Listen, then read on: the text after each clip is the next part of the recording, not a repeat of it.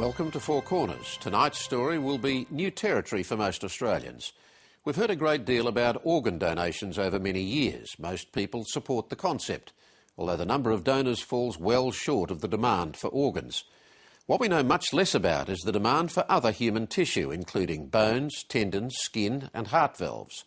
They're implanted to assist with sports or other injuries, or for burns victims or dental work, or they can be converted into other medical products. In recent years, demand has in fact exploded. Later in the program, we're going to examine what happens with the trade in human tissue in Australia, where we're hopelessly short of supply.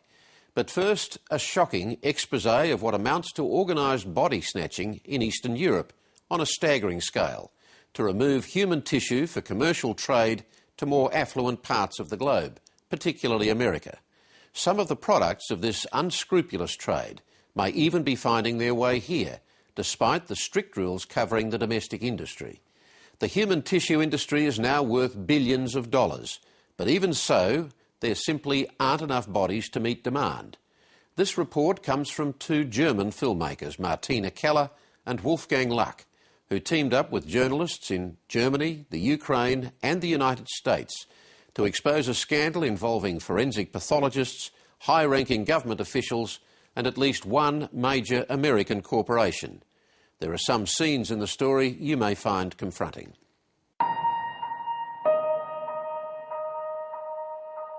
The brave new world of medicine in an advert. If you tear a tendon, don't worry. The spare part is already at hand. But few of us know that many medical implants are made from dead bodies. $1 billion market with a dirty secret. Because there aren't enough donors around, the medical industry illegally pushes cadavers in Eastern Europe.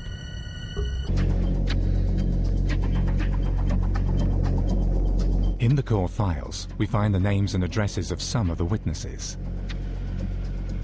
This leads us to a couple who testified in the trial against the forensic pathologist. A suburb of Krivoy Rog. After some hesitation, the Malish family agrees to do an interview.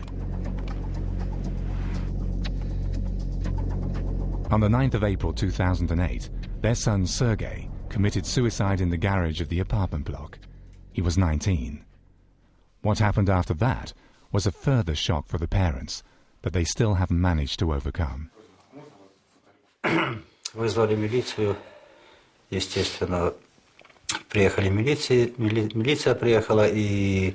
When we found Sergei's body, we called the police immediately. They came very quickly and brought people from the Department of Pathology with them. While the police interrogated me, the forensic pathologist took my weeping wife to the side and shoved some forms in her face. Разрешение на изъятие органов. Когда брали показания у мужа, милиция. It all happened so fast, I didn't understand. Two women gave me a paper to sign. For an autopsy, I asked. Yes, they said. I did ask my husband, why do they want to open his body? It's obvious that he's hanged himself. Я еще мужа просила, говорю, зачем его вскрывать? Тут же и так понятно, что случилось. В день похорон. Я видела, что у него на руках раны. On the day of the funeral, I saw that my son had cuts on his wrists, very deep cuts. And my husband said that they had cut out body parts. Они увидели, что здоровый молодой парень, есть что брать. They probably thought, this is a young guy, we can take a lot out. Изымали.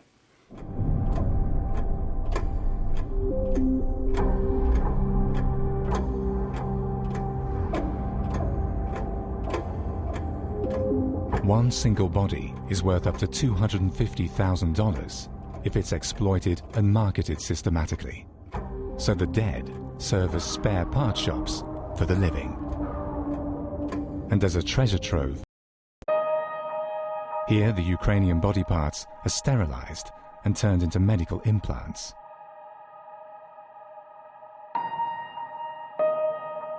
Tutajan agreed to do an interview.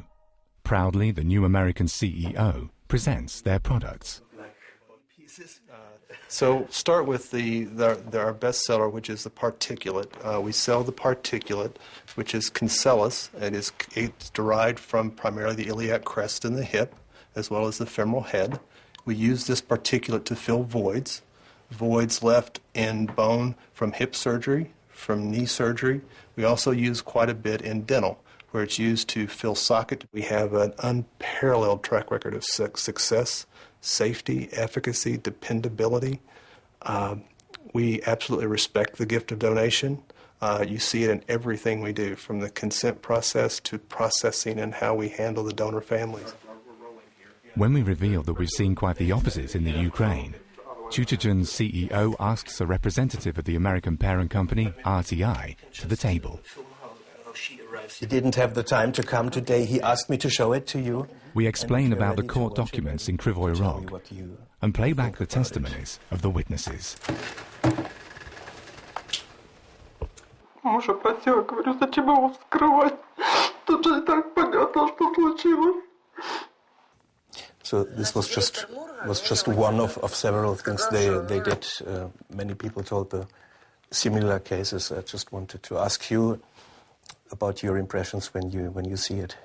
It's very sad and disappointing. I think what that is showing is that families are not possibly fully understanding what they're being asked to consent for. They're not thinking correctly. They're not thinking straight, and then they But are. in a situation like this, you cannot think correctly. Well, sometimes they just say no, and sometimes they regret that. Sometimes they say yes, and sometimes they regret that. It's terribly sad for families when that happens. Terribly sad, and we understand that. And these are tricks they use just to get the signature on the paper. But I don't really believe that. And if you understood the numbers of donors versus the numbers of people that die, there are a tiny proportionate number of donors, which is why we believe that if it were more culturally understood, this would not be new to them. They would be prepared for these kinds of questions, and this is where we believe that. But the problem lies in the people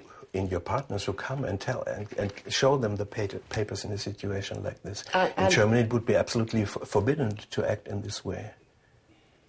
To show them papers for consent? To come to a mother whose son just committed suicide. Tissue is then packaged, and bone allografts are terminally sterilized in the final package. Bone allografts are distributed to surgeons sterile. In the adverts of RTI, everything looks neat and tidy. The BioCleanse process. The message is clear. Products made from body parts are safe and clean, providing a clean scaffold to facilitate bone remodeling.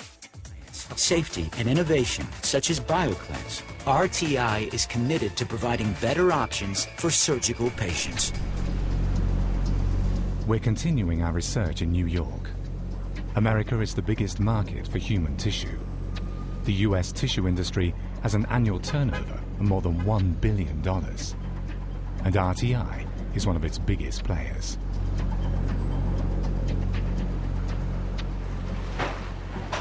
In the United States, doctors perform more than 1 million tissue transplants every year.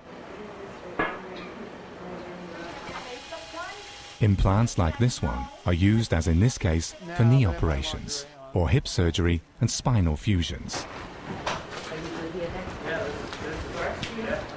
Human tissue is a bestseller, but the demand far outstrips the supply. Here in New York, only 18% of the population are registered as organ or tissue donors. So the tissue industry constantly thinks about new ways of sourcing raw material. And some companies more interested in making a profit than following the law are willing to use criminal methods to get hold of body parts.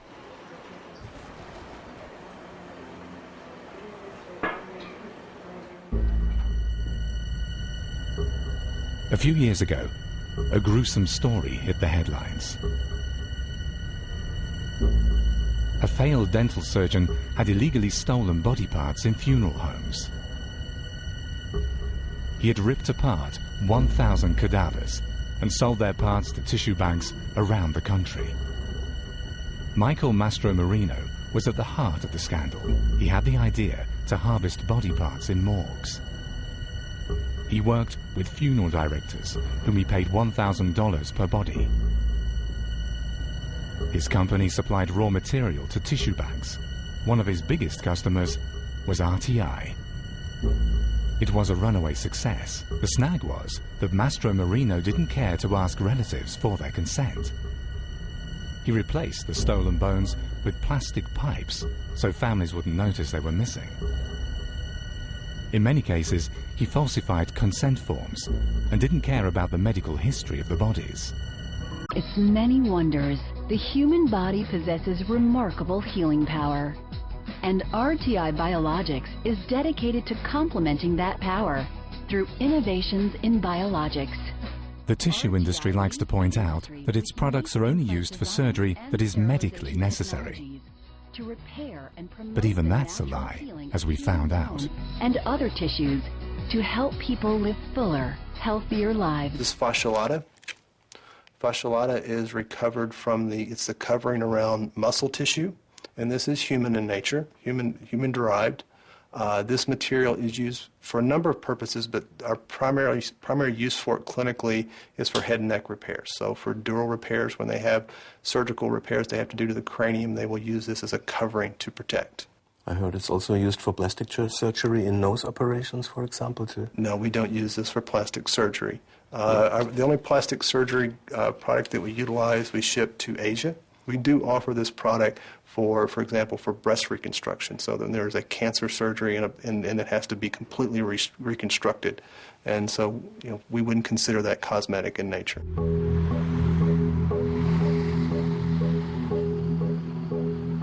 No body parts for cosmetic surgery?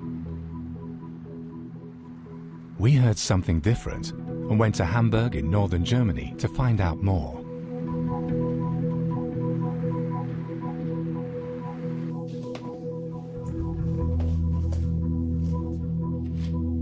One of the leading plastic surgeons here is willing to talk to us about human tissue. The surgeon has asked us not to be shown. The subject is not very helpful in attracting new customers. This patient is willing to pay 6,000 euros for a nicer nose. Here we see something that doesn't exist, according to Tutogen. Their products being used in a beauty clinic.